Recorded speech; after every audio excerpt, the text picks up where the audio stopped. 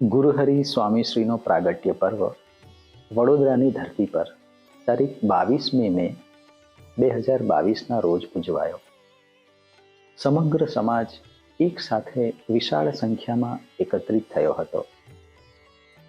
ભવ્ય રીતે સુશોભિત ભક્તિમય રથમાં ગુરુહરિ સ્વામીશ્રીની દિવ્ય મૂર્તિની છત્રછાયા હતી. એ રથમાં બિરાજીને પરમ પૂજ્ય પ્રબોધ સ્વામીજી દર્શન આપે એવી સૌ ભક્તોની અંતરની ભાવના હતી. એ ક્ષણ ખૂબ જ દર્શનીય અને અલૌકિક હતી. પરંતુ ગુરુહરિ પ્રબોધ સ્વામીજીનું રથના આસન પર ન બેસવું, ત્યાર પછી ભક્તોની વિનંતીથી થોડી ક્ષણ પૂરતું રથમાં બેસવું, ત્યાર પછી સેવક ભાવથી ઉતરીને ફરીથી પગપાળા ચાલવું, આ દર્શન ગુરુ ભક્તિનું અનુપમ દર્શન હતું. સાક્ષી ભેદાઈ જાય એવા દાસત્વનું દર્શન હતું. એ ક્ષણે હજારો ભક્તોની આંખોએ ભક્તિભાવના આંસુ વહાવ્યા હતા. આસન પર બેસતી વખતે એમની કરુણામય આંખોએ સૌ ભક્તોના અંતરને બાંધી લીધા હતા. આસન પરથી ઊભા થઈને પગથિયાં ઉતરતી વખતે ધીરતા અને સ્થિરતાથી મુકાતા એ ચરણોએ હજારો હૈયામાં સ્વરૂપની સ્થાપના કરાવી દીધી હતી.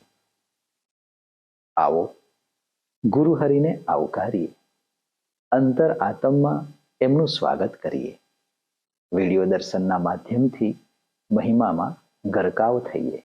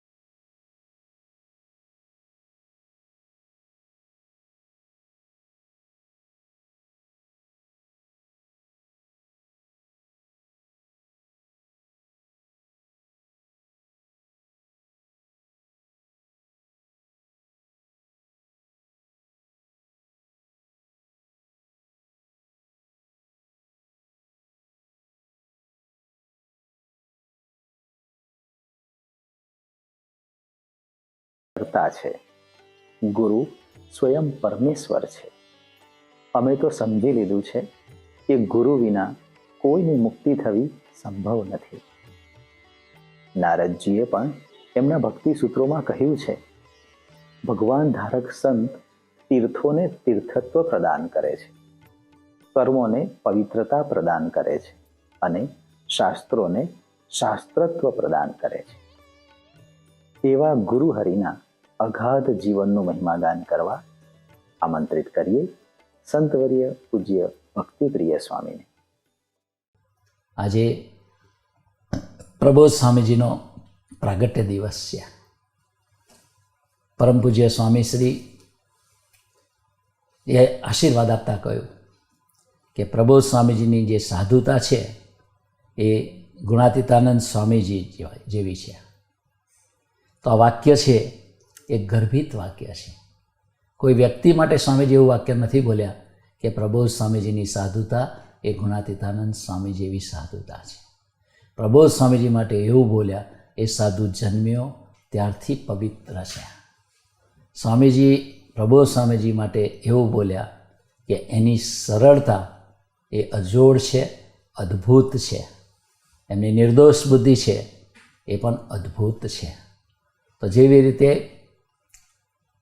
સ્વામીજી યોગીજી મહારાજનું સેવન કરીને આશીર્વાદ લીધા, જેવી રીતે યોગીજી મહારાજે શાસ્ત્રીજી મહારાજનું સેવન કરીને આશીર્વાદ લીધા, જેવી રીતે શાસ્ત્રીજી મહારાજે ભગતજી મહારાજનું સેવન કર્યું અને જેવી રીતે ભગતજી મહારાજે ગુણાતીતાનંદ સ્વામીજીનું સેવન કર્યું, એવી જ રીતે પ્રબોધ સ્વામીજીએ ગુરુહરિ પરમ પૂજ્ય હરિપ્રસાદ સ્વામીજીનું સેવન કર્યું અને એવા અદ્ભુત આશીર્વાદ લીધા.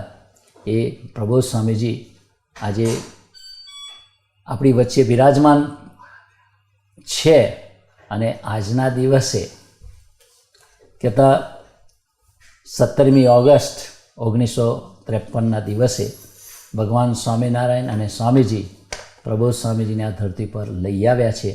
તે દિવસ આજે છે. તો એ પ્રબોધ સ્વામીજીના જીવનના વિચારો કરીએ તો એ પ્રબોધ સ્વામીજી કેવા સાધુ છે.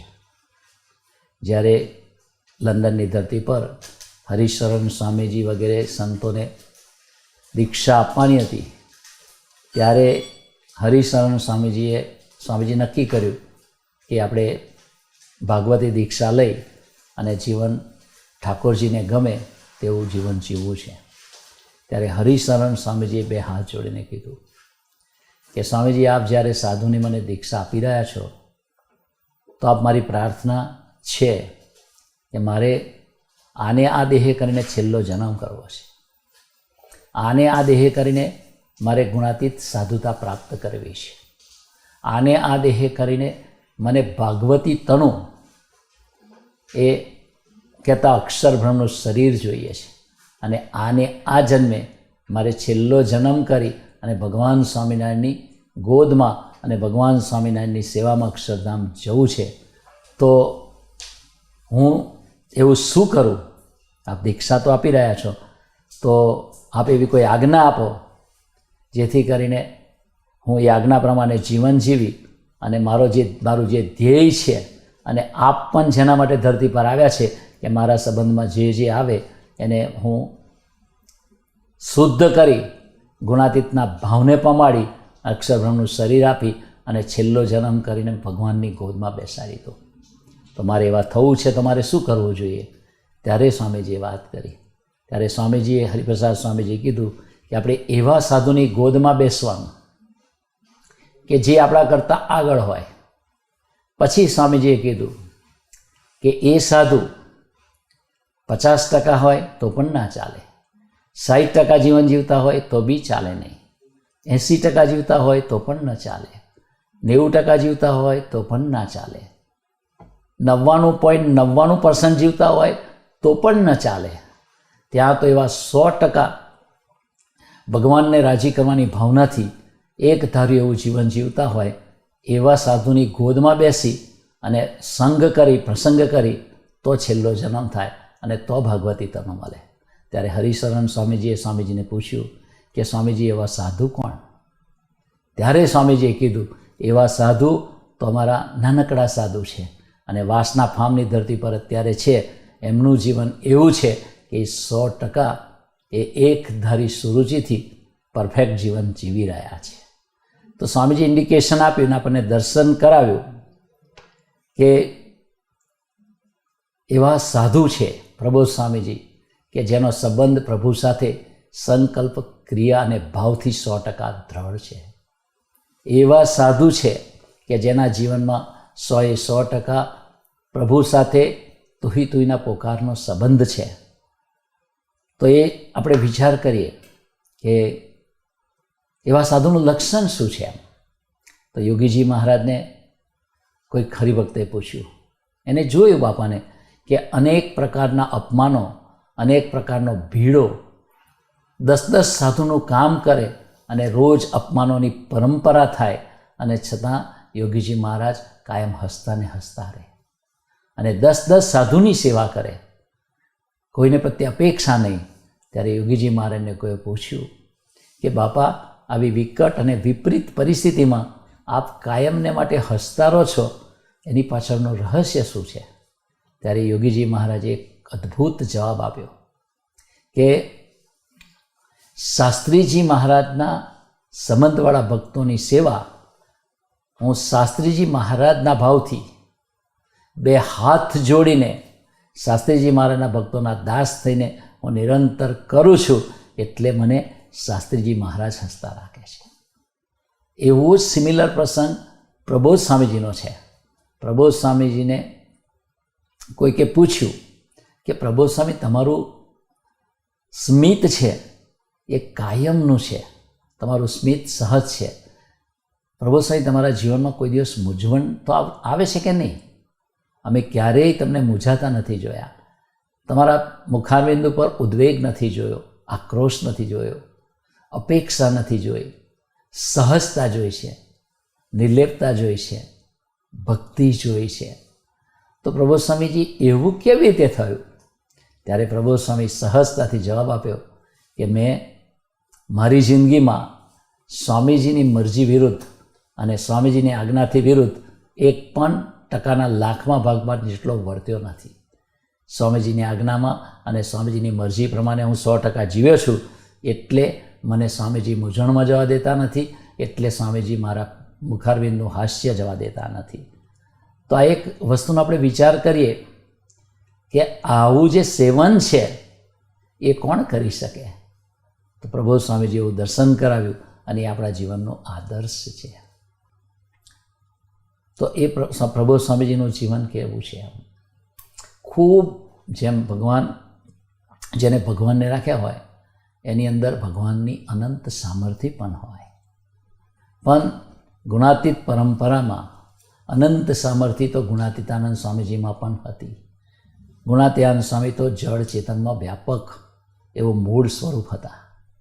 ગુણાતીતાનંદ સ્વામી પાસે અનંત ઐશ્વર્યો હતા, જે મહેમદાવાદના ધરતી ઉપર થાંભલામાં પ્રવેશ કરીને એમને દર્શન કરાવ્યું હતું. એવા અનંત ઐશ્વર્યો હતા, છતાં ગુણાતીતાનંદ સ્વામી સહજતાથી 2 હાથ જોડીને વર્ત્યા, દાસ થઈને જીવ્યા. સ્વામીજીનો વિચાર કરીએ તો સ્વામીજી પણ અનંત શક્તિને ધારણ કરીને પધાર્યા. ભગવાન સ્વામિનારાયણની મૂર્તિને નખથી શિખા પર્યંત ધારણ કરી. એ સ્વામીજી એક વખત ઘનશ્યામ મહારાજની મૂર્તિ પાસે સવારે દર્શન કરવા ઊભા હતા, ત્યારે હજી ઠાકોરજીના દ્વાર નહોતા ખોલ્યા. ત્યારે સુહૃદ સ્વામીજીએ સ્વામીજીના કાનમાં જઈને પ્રાર્થના કરી કે સ્વામીજી, આપ જે બિરાજમાન છો, અહીંયા ઊભા છો, તો આજે કોણ કોના દર્શનને ઈચ્છે છે? સુહૃદ સ્વામીનો કહેવાનો મતલબ એ હતો કે ઠાકોરજી તમારા દર્શનને ઈચ્છે છે કે આપ ઠાકોરજીના દર્શનને ઈચ્છો છો? એમ. હવે તો સ્વાભાવિક હતું કે સ્વામીજી આરતીમાં ઠાકોરજીના દર્શન કરવા માટે જ પધાર્યા હતા, પણ સુહૃદ સ્વામીને એક ભાવના થઈ એટલે પ્રાર્થના કરી. ત્યારે સ્વામીજી સહજતાથી બોલ્યા, ક્યાં રાજા ભોજ ને ક્યાં ગાંગોતેરી. પછી બીજું વાક્ય સ્વામીજી બોલ્યા, એમને લઈને તો આપણે શ્વાસ લઈએ છીએ. અને પછી ત્રીજું વાક્ય સ્વામીજી બોલ્યા કે એમને લઈને તો આપણે શ્વાસ લઈએ છીએ. અને ત્રીજું વાક્ય સહજતાથી સ્વામી બોલ્યા, હું તો એ ઠાકોરજીની મૂર્તિમાં સમાવવા માટે ઊભો છું. તો સ્વામીજી આ 3 વાક્યો બોલીને કેટલું સહજતાથી દર્શન કરાયું કે અનંત સામર્થ્ય હોવા છતાંય, ભગવાન સ્વામિનારાયણને નખથી શિખા પર્યંત ધારણ કરેલા હોવા છતાંય એ ઠાકોરજીની મૂર્તિમાં લય અવસ્થાથી આખી જિંદગીના છેલ્લા શ્વાસ સુધી, છેક 87 વર્ષ સુધી ઠાકોરજીના દર્શન કરે, એની ભક્તિનું આપણને દર્શન કરાવ્યું. એમની આવી તબિયતમાં પણ એમને દંડવત કેટલા બધા કરતા સ્વામીજી. તો એ સ્વામીજી એમનું દાસત્વ, એની સ્વામી સેવક ભાવ, એનું દર્શન નિરંતર કરાવ્યું. પ્રબોધ સ્વામીજીનું પણ એક દર્શન કરીએ કે સ્વામી શ્રી જર્મનીની ધરતી પર બિરાજમાન હતા અને કોઈક સાધકે સ્વામીજીને એક પ્રાર્થના પત્ર લખ્યો હતો. સ્વામીજી આખો પ્રાર્થના પત્ર વાંચ્યો, ઘણીક વાર સુધી વાંચ્યો, 2-3 વાર વાંચ્યો હશે. પછી સ્વામીજી એક વાક્ય બોલ્યા. સ્વામી કે આ પત્ર કોઈને સમજણ પડે એવી નથી. એક ખૂબ જ બુદ્ધિશાળી સાધુનું નામ લઈને બોલ્યા, એ વાંચે ને તો એ બી ચક્કર લગાવે કે. પછી સ્વામીજી ધીરે રહીને બોલ્યા. પાછળ પ્રબોધ સ્વામી ગાડીમાં બેઠા હતા. એ સ્વામી ધીરે બોલ્યા કે આ પ્રબોધ સ્વામીજી આ લેટર છે ને એની 2-4 લીટી વાંચે ને ત્યાં તો કે ઊંઘી જાય કે, એટલું ઊંચું લખેલું છે. તો એ સમયે સહજતાથી પ્રબોધ સ્વામી હાથ જોડીને એક વાક્ય બોલ્યા કે સ્વામીજી હું તો એટલું પણ ના કરી શકું. ત્યારે સ્વામીજી આગળ બિરાજમાન હતા. સ્વામી તરત બોલ્યા ધેર યુ આર. ગાડીમાં અશોકભાઈ હતા સાથે. એટલે જ્યારે સ્વામીજી ગાડીમાંથી ઉતર્યા અને કોઈના ઘરે ગયા ત્યાં અશોકભાઈએ પ્રશ્ન પૂછ્યો સ્વામીજીને કે સ્વામીજી આપે કહ્યું અને આ પત્ર વાંચ્યો અને આપે કીધું પેલા સંત ચક્કર લગાવે અને પ્રબોધ સ્વામી તો 2-4 વાક્યો પણ ના બોલી શકે, એવું જ્યારે પ્રબોધ સ્વામી બોલ્યા કે 2-4 વાક્યો પણ હું ના વાંચી શકું, એટલું પણ હું ના કરી શકું, ત્યારે આપ બોલ્યા ધેર યુ આર, એનું શું રહસ્ય છે? ત્યારે સ્વામીજી એક સહજતાથી વાક્ય બોલ્યા કે મારી આંખમાં પ્રભુ જુએ છે, મારા કાનમાં ભગવાન સાંભળે છે, મારા હૃદયમાં ભગવાન ધબકે છે, મારા હાથ પગમાં ભગવાન કાર્ય કરી રહ્યા છે. તો પ્રબોધ સ્વામી એવા સાધુ છે કે 24 કલાકની એક સેકન્ડ તારે લઈને હું જીવું છું એવી ભાવનાથી જીવ્યા છે. ભાઈ થોડી વાર પછી પ્રબોધ સ્વામીને પૂછ્યું કે સ્વામીજી આપ આવું બોલ્યા એનું રહસ્ય શું છે? ત્યારે પ્રબોધ સ્વામી બોલ્યા હું થોડો ક્રિયા કરું છું, હું થોડો ખાઉં છું, હું થોડો બોલું છું, હું થોડો પીઉં છું. કહેવાનો મતલબ પ્રબોધ સ્વામીજી કહેતા હતા હું કાંઈ નથી કરતો, જે કાંઈ ક્રિયા થાય છે મારા દ્વારા એ મારા પ્રભુ કરે છે. સ્વામીજી એકવાર બધાને કહ્યું હાથ ઊંચો કરો. સ્વામીજી બોલ્યા, સ્વામી કે હું કોઈ બધાને કહું કે હાથ ઊંચો કરો તો બધા ફટાક દઈને હાથ ઊંચો કરી દે. પણ સરસ સ્વામીજી બોલ્યા કે આ પ્રબોધ સ્વામી એવા સાધુ છે કે હાથ ઊંચો કરતાં પહેલાં પ્રાર્થના કરે કે હે પ્રભુ મારી કોઈ હેસિયત નથી કે હું હાથ ઊંચો કરી શકું, તમે આશીર્વાદ આપશો, તમે બળ આપશો તો જ મારાથી હાથ ઊંચો થશે. સ્વામીજી કે એવા ભાવથી પ્રબોધ સ્વામીજી અખંડ જીવે છે અને આ લક્ષણ છે એ ગુણાતીત સાધુતાનું લક્ષણ છે, ગુણાતીતના જીવનનું લક્ષણ છે. પણ એ વસ્તુનો આપણે વિચાર કરીએ તો એ ખરેખર એ આપણા માટે આદર્શરૂપ છે. તો આજે પ્રબોધ સ્વામીજીના પ્રાગટ્ય દિવસે આપણે પ્રાર્થના કરવી છે કે હજારો હરિભક્તો આપણી અંદર ખેંચાય છે, સ્વામીજીએ મોકલ્યા છે. હજારો હરિભક્તોને આપણી સાથે પ્રીતિ થઈ ગઈ, હજારો હરિભક્તો આપનો મહિમા સમજે છે, હજારો હરિભક્તો આપણી પાસે સરળ વર્તે છે, છતાંય આપ દાસ થઈને જીવો છો, સહજતાથી સૌના સેવક બનીને જીવો છો. આપના હલનચલનમાં, આપના મુખારવિંદ ઉપર, આપની વાણીમાં ક્યાંય અહંતાનું દર્શન નથી થતું, મમતાનું દર્શન નથી થતું, કોઈ જાતના માયાના ભાવનું દર્શન નથી થતું. સહજ અવસ્થામાં તુહીના પોકારનો સંબંધનું દર્શન થાય છે. તમે ને મહારાજ બે જ હોય એવી રીતે પ્રબોધ સ્વામીજી નિરંતરજી દર્શન કરાવે છે. એ પ્રબોધ સ્વામીના એકાદ પ્રસંગની વાત કરીએ કે પહેલાં સ્વામીજીની વાત કરી કે સ્વામીજી એક વખત અમેરિકામાં પધાર્યા ત્યારે એક હરિભગત જંગલમાં રહેતા હતા. પછી સ્વામીજી પધાર્યા, એ દીકરાને હેત થઈ ગયું, જવાન હતા, પછી જંગલમાં એકલા જ રહેતા હતા. પછી સ્વામીજી રોકાના, સ્વામીજી એમની સાથે પ્રીતિ કરી. પછી મેં એમને પ્રશ્ન પૂછ્યો કે તમે જંગલમાં એકલા રહો છો તો ડર નથી લાગતો? તો કે ના સ્વામી, અહીંયા મારા ફાર્મ હાઉસ છે બહાર, 40-50 એકરનું ફાર્મ છે, એ બહાર લોકો લખે કે બિવેર ઓફ ધ ડોગ, મેં લખ્યું છે બિવેર ઓફ ધ ઓનર. કોઈ આવે ને તો પકડીને અમારા તળાવની અંદર મગર પાડ્યા છે, એ મગરને ખવડાવી દઉં કે મારું કોઈ નામ ના લે. પછી સ્વામીજી સાથે પ્રીતિ થઈ એટલે સ્વામીજી એને કીધું મારે તમને એક સેવા આપવી છે. તો કે શું કરું સેવા? સ્વામી કે તારે આ મંડળના સેક્રેટરી થવાનું છે આપણી સંસ્થામાં. ત્યારે એને કીધું, સ્વામીજી માફ કરજો મને, મારો સ્વભાવ બહુ ગરમ છે, હું ગમે તેના હાડકા તોડી નાખું, મારો ગુસ્સો હું કંટ્રોલ ના કરી શકું, અને એમાં બી જો કોઈ તમારા માટે બોલે તો હું સહન ના કરી શકું, માટે મારે સેક્રેટરી પદ નથી જોઈતું, કારણ કે હું ક્યારે કોને મારી બેસીશ કે મારી નાખીશ મને ખબર ના પડે, એટલો મારો ગુસ્સાવાળો સ્વભાવ છે. ત્યારે સ્વામીજી આદેશ કર્યો કે ના, આપણે સેવા કરવાની છે, આપણે યોગીજી મહારાજના છીએ ને. તો કે સ્વામી પણ ગુસ્સો થયો હતો. તો સ્વામી કે 3 વસ્તુ તારે કરવાની. તો કે શું? કે મિટિંગ થાય ને એની અંદર ગુસ્સો નહીં કરવાનો. તો કે સ્વામી મારથી નહીં રહેવાય, મારી 10 મિનિટ એવી નથી જતી કે હું ગુસ્સો ના કરું. સ્વામી કે ના, આપણે ગુસ્સો નહીં કરવાનો. પેલો કે સ્વામી કે આવશે તો સ્વામીજી કે તારે 2 વસ્તુનું ધ્યાન રાખવાનું. વાણીએ કરીને નપાસ નહીં થવાનો એ વખતે, એક ગુસ્સો નહીં કરવાનો, બીજો વાણીએ કરીને નપાસ નહીં થવાનો, અને ત્રીજું એવું કરવાનું મન થઈ જાય ને ત્યારથી ના રહેવાય તો અંતરથી ભજન શરૂ કરી દે છે, પણ તું મારી આટલી આજ્ઞા પાડજે. પેલો કે ભલે સ્વામી, તમારી મરજી છે ને. બીજે જ દિવસ મિટિંગ હતી, અને મિટિંગમાં બન્યું એવું 3-1 કલાકની મિટિંગ હતી. એમાં પહેલો અડધો કલાક, પોણો કલાક બધું સારી રીતે ચાલ્યું, પણ કોઈક વ્યક્તિ સ્વામીજી માટે આડું અવળું બોલ્યા, અને એનું મગજ એટલું બધું ગરમ થઈ ગયું, પણ સ્વામીજીના 3 વચનો એને યાદ આવ્યા, એટલે એને બહુ ગમ ખાતી, બહુ પોતાના મનને માર્યું.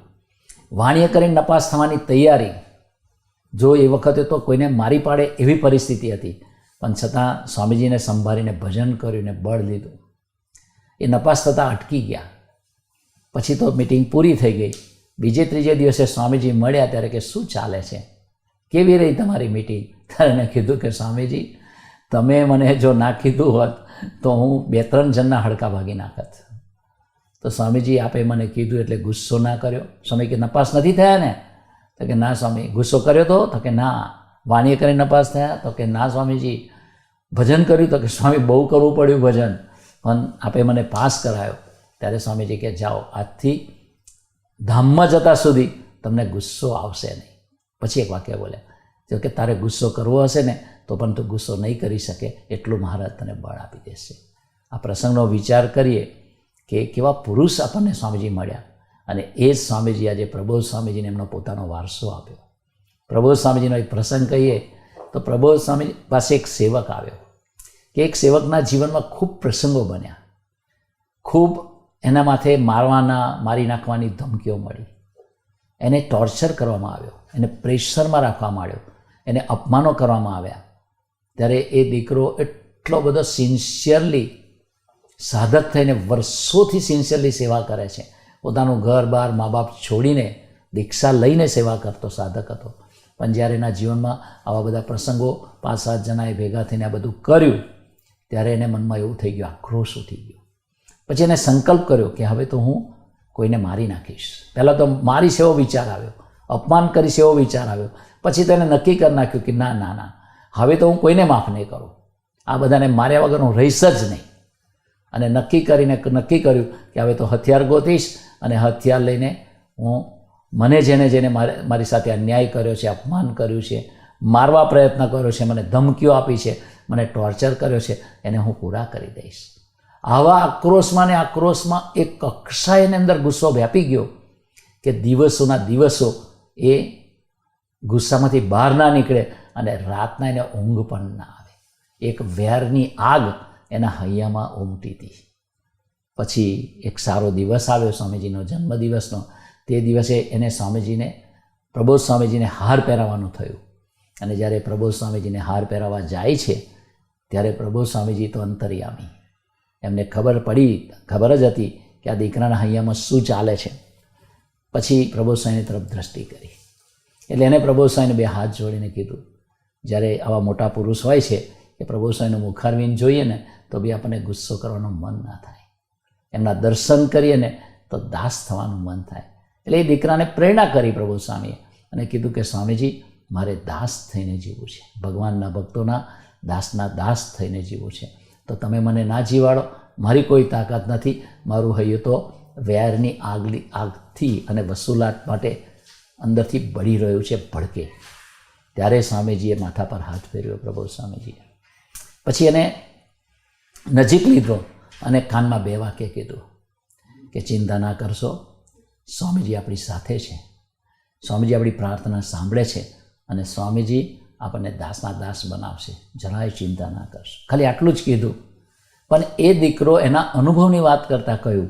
ખાલી એટલો મોટો સમય હતો, હજારો ભક્તો સામે બેઠા હતા, લગભગ 15,000 જેટલા ભક્તો બેઠા હતા. એવા ટાઈમમાં તો ટાઈમ ના મળે. તો હાર પેર આવ્યો, પગે લાગ્યો અને પ્રભુ સ્વામી 3 વાક્યો કીધા અને આશીર્વાદ આપ્યા. પણ જેવો ત્યાંથી ઊભો થયો ત્યારે એને જે વ્યક્તિને મારવાનો સંકલ્પ ઉઠતો હતો, મારી નાખવાનો સંકલ્પ ઉઠતો હતો, એની સાથે વેરની વસૂલાત કરવાનો સંકલ્પ ઉઠતો હતો અને આક્રોશ વરસ હતો, એને બદલે અહીંયામાં એવા સંકલ્પોની શરૂઆત થઈ કે મારે કોઈને મારવા નથી ને જેને મારી સાથે અન્યાય કર્યો છે એ બધા જ મુક્તો એ મારા કરતાં મોટા છે અને મારે એમના દાસ થઈ જવું છે, મારે એમને દંડવત કરવા છે, મારે એમની માફી માગવી છે અને મારે એમની પાસે દાસ થઈને જીવવું છે. આ છે પ્રબોધ સ્વામીજી. તો ભગવાન અને મોટા પુરુષના જીવનમાં શક્તિને સામર્થ્ય તો ઘણું બધું હોય.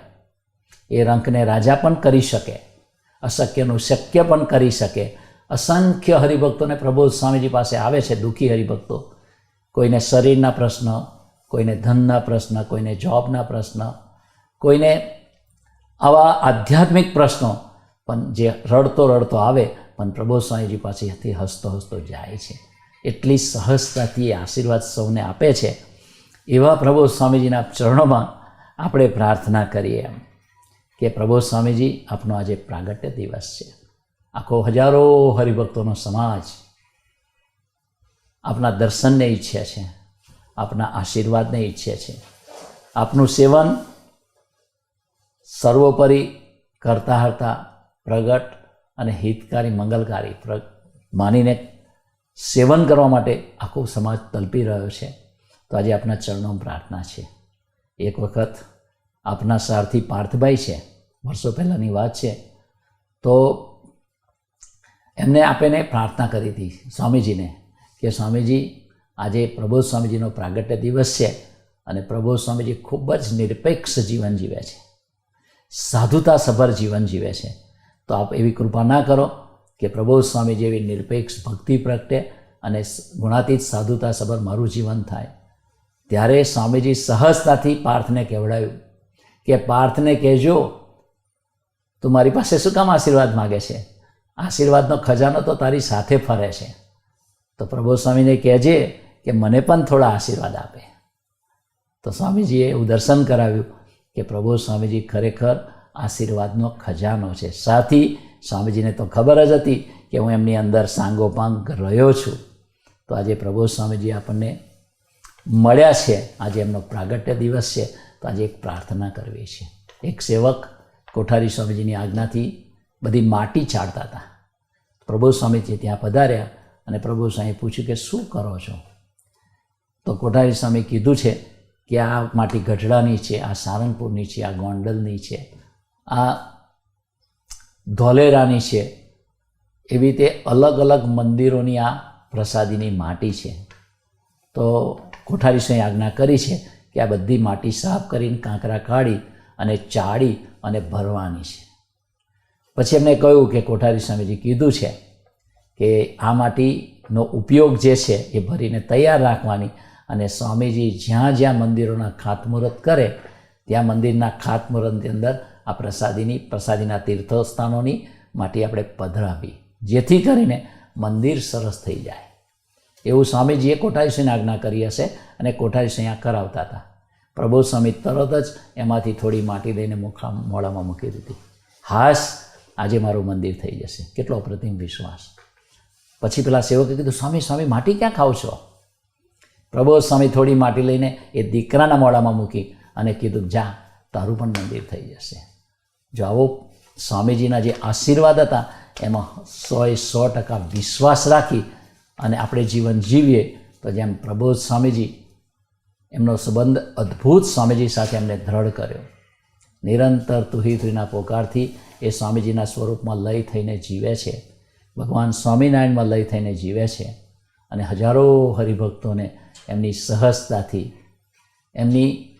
એમના દાસત્વથી, એમની ગરીબાઈથી હજારો હરિભક્તોને અંતરમાં શાંતિ કરી અને એ માર્ગે નિરંતર પ્રેરણા આપે છે. તો હે મહારાજ, હે સ્વામીજી, હે પ્રબોધ સ્વામીજી, આજે અમને એવા બળ, બુદ્ધિ અને શક્તિ આપજો આપના પ્રાગટ્ય દિવસે કે આપના અને ગુણાતીત પુરુષોના જીવન તરફ નજર રાખી આપનું સેવન કરતા રહીએ. નિરંતર સ્વામીજી આપની અંદર બિરાજમાન છે એવા ભાવથી કરતા સાકાર સર્વોપરી અને પ્રગટ માની અને મારો સંબંધ સંકલ્પ ક્રિયાને ભાવથી આપની સાથે વધારતા જ રહીએ એવા બળ બુદ્ધિ અને શક્તિ અમને સૌને આપ આજના દિવસે અર્પો. એ જ પ્રાર્થના સજાનંદ સ્વામી મહારાજની છે.